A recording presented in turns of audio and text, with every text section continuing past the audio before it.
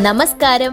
Canadian താളുകളിലെ സായാഹ്ന വിശേഷങ്ങളിലേക്ക് എല്ലാ കനേഡിയൻ മലയാളികൾക്കും സ്വാഗതം.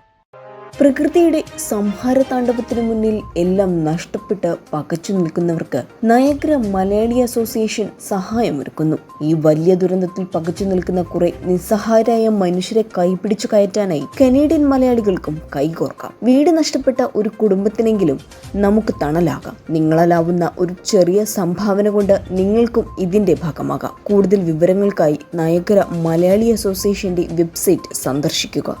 മിഡിൽ ഈസ്റ്റിലെ സംഘർഷങ്ങൾ കുറയ്ക്കണമെന്ന് കാനഡയുടെ വിദേശകാര്യമന്ത്രി മെലാനി ജോളി G7 രാജ്യങ്ങളുടെ ഉച്ചകോടിയിൽ പങ്കെടുത്ത് സംസാരിക്കവെ അഭിപ്രായപ്പെട്ടു. Canada, France, Germany, Italy, Japan, UK, United States എന്നീ രാജ്യങ്ങളിലെ വിദേശകാര്യ മന്ത്രിമാരും യൂറോപ്യൻ യൂണിയന്റെ ഉന്നത പ്രതിനിധികളും സംയുക്തമായാണ് മേഖല സംഘർഷരഹിതമാക്കണമെന്ന പ്രസ്താവന നടത്തിയത്. മിഡിൽ ഈസ്റ്റിലെ സംഘർഷാവസ്ഥ രൂക്ഷമായതിൽ മന്ത്രിമാർ തങ്ങളുടെ അഗാധമായ ഉത്കണ്ഠ പ്രകടിപ്പിക്കുന്നതായി ഗ്ലോബൽ അഫയേഴ്സ് കാനഡ പുറത്തിറക്കിയ പ്രസ്താവനയിൽ പറയുന്നു. ഇറാനിലേക്കും ലെബനനിലേക്കും ഇസ്രായേലിലേക്കുമുള്ള യാത്രകൾക്ക് കാനഡ താൽക്കാലിക നിരോധനം ഏർപ്പെടുത്തിയതായും മെലാനി ജോളി മാധ്യമങ്ങളെ അറിയിച്ചു.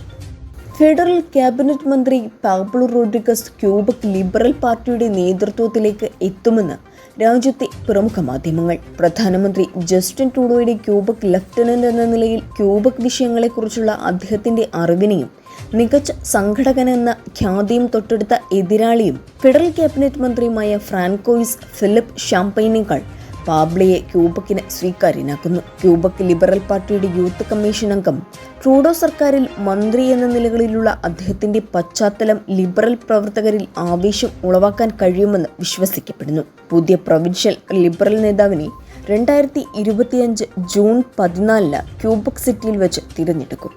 ക്രോണോബാക്ടർ മലിനീകരണത്തിന് സാധ്യതയുള്ളതിനാൽ ഹെൽത്ത് കാനഡ ഗർബർ ബ്രാൻഡായ oats, banana and mango baby food തിരിച്ചുവിളിച്ചു. Alberta, British Columbia, Manitoba, New Brunswick, Ontario, Quebec, Saskatchewan തുടങ്ങിയ പ്രവിശ്യകളിലെ സ്റ്റോറുകളിൽ വിൽപ്പനയ്ക്ക് പോയ ബേബി ഫുഡാണ് ഹെൽത്ത് കാനഡ തിരികെ വിളിച്ചത്. തിരിച്ചുവിളിച്ച ഉൽപ്പന്നം ആളുകൾ ഉപയോഗിക്കരുതെന്നും അത് ഉപേക്ഷിക്കുകയോ വാങ്ങിയ സ്ഥലത്തേക്ക് തിരികെ നൽകുകയോ ചെയ്യണമെന്ന് ഹെൽത്ത് കാനഡ അറിയിക്കുന്നു. നവജാത ശിശുക്കൾക്ക് കടുത്ത കുടലണുബാധയും രക്തത്തിലെ വിഷബാധയും ഉണ്ടാക്കാൻ സാധ്യത ഉള്ളതിനാലാണ് ഇവ തിരിച്ചു വിളിക്കുന്നതെന്ന് ഹെൽത്ത് കാനഡ അറിയിപ്പിൽ പറയുന്നു.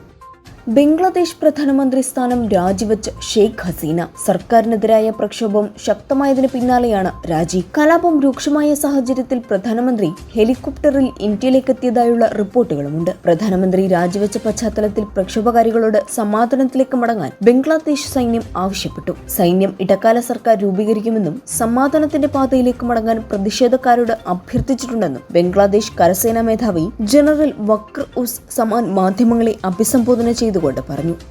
അമേരിക്കൻ താരം നോഹ ലൈൽസ് പാരീസ് ഒളിമ്പിക്സിലെ വേഗമേറിയ താരം. 100 മീറ്റർ ഫൈനലിൽ നോഹ ലൈൽസിന് സ്വർണം. 9.79 സെക്കൻഡിൽ ഫിനിഷ് ചെയ്താണ് സുവർണ നേട്ടം. 9.79 സെക്കൻഡിൽ ഫിനിഷ് ചെയ്ത ജമൈക്കയുടെ കിഷെൻ തോംസണിന് വെള്ളി. 5001 സെക്കൻഡ് വ്യത്യാസത്തിലാണ് കിഷെൻ തോംസണിന് സ്വർണം നഷ്ടമായത്. 5 സ്വർണവും 4 വെള്ളിയും 8 വെങ്കലവും നേടി മെഡൽ പട്ടികയിൽ 11ാം സ്ഥാനത്താണ് ഇപ്പോൾ കാനഡ.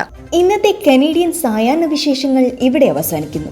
ഇത് നിങ്ങളിലേക്ക് എത്തിച്ചത് Polaris dental Brampton, Latha Menon barrister solicitor of Menon law professional corporation, Keralakkari house Mississauga, Gopinathan പൊന്മനടിയിൽ, Rudraksha gem expert, Roy George broker of records. ഇവർക്കും നല്ലൊരു സായാഹ്നം നേർന്നുകൊണ്ട് കനേഡിയൻ താളുകൾക്ക് വേണ്ടി ഗാഥ പ്രകാശ്. കൂടുതൽ കനേഡിയൻ വിശേഷങ്ങൾക്കായി ഞങ്ങളുടെ യൂട്യൂബ് ചാനൽ സബ്സ്ക്രൈബ് ചെയ്യാൻ മറക്കരുതേ.